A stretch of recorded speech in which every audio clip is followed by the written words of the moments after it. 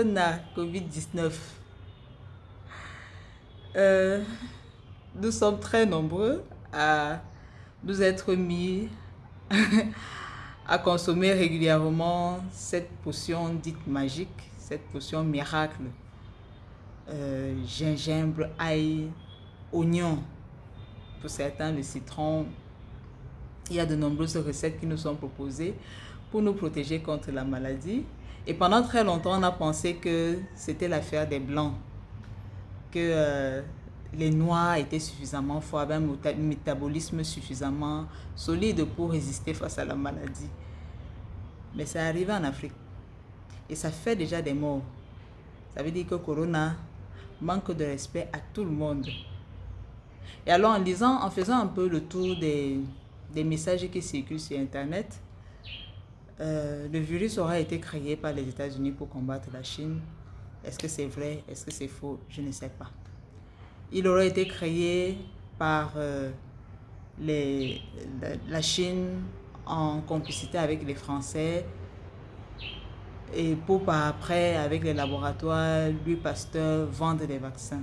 Est-ce que c'est vrai? Est-ce que c'est faux? Je ne sais pas où. Je ne sais pas.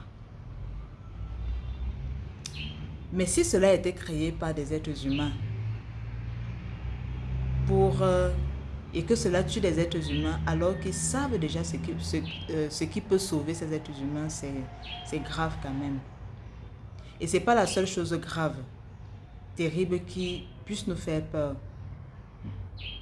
Nous avons connaissance de ces pays qui sont en possession des armes nucléaires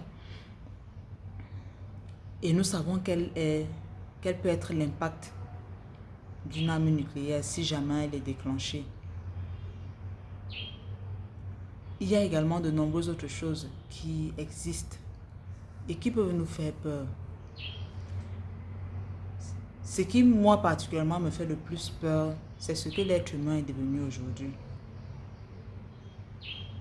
À quel point l'être humain est devenu un prédateur, est devenu un bourreau pour son frère, pour son semblable humain.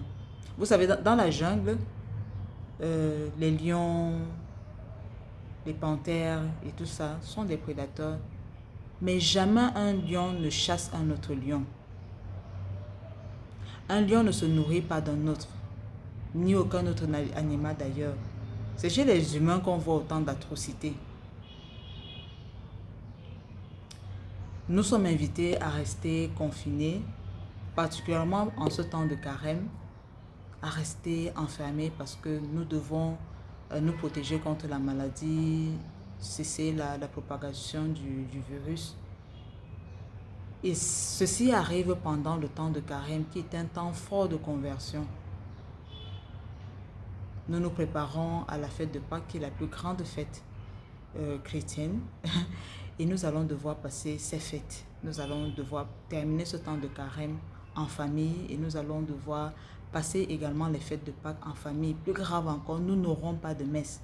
Ceux qui le peuvent suivront les célébrations sur Internet.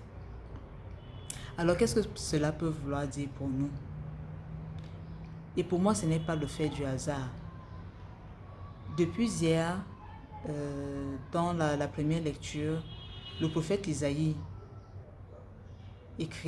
a écrit des paroles. Ou alors nous avons eu à méditer sur ce texte où le Seigneur parle d'une nouvelle création. Je vais créer un ciel nouveau et une terre nouvelle. Je vais recréer Jérusalem. Isaïe chapitre 65, à partir du verset 17. Et pour ma part, je pense que c'est une occasion que le Seigneur nous donne pour pouvoir revenir aux fondamentaux, pour pouvoir revenir à la définition de l'être humain. C'est quoi un être humain?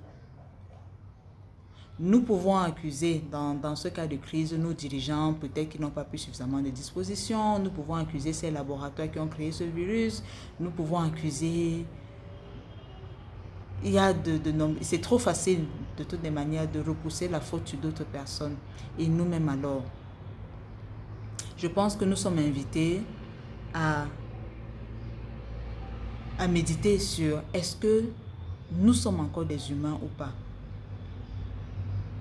Est-ce que les autres peuvent encore compter sur nous?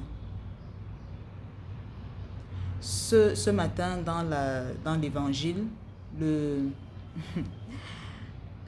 on nous parle de l'handicapé qui est resté très longtemps au bord de la piscine et qui n'avait personne pour le pousser.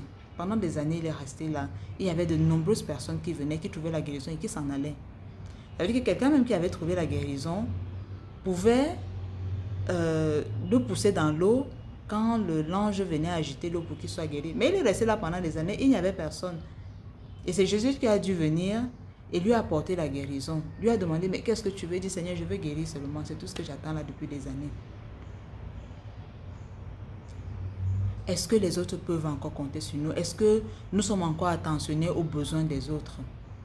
Dans notre, comment on appelle, dans notre motto, notre cri de guerre, la devise du groupe Cœur d'amour de Jésus, amour dans le service, amour dans la famille, amour, service, unité. Et je pense que ce temps nous est donné, est un temps privilégié pour revenir à cela, à devenir des serviteurs dans nos familles, à devenir de véritables messagers d'amour dans nos familles, à devenir de véritables messagers d'unité au sein de nos familles. Est-ce que nos familles sont encore unies?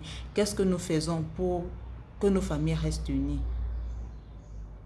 Prions et soyons ces Jésus pour nos familles. Et ça fera qu'au sortir de cette crise, nos familles sortiront transformées et nous aurons effectivement ce ciel nouveau et cette terre nouvelle qui aura été créée grâce à notre contribution. Votre servante Edith Chimou.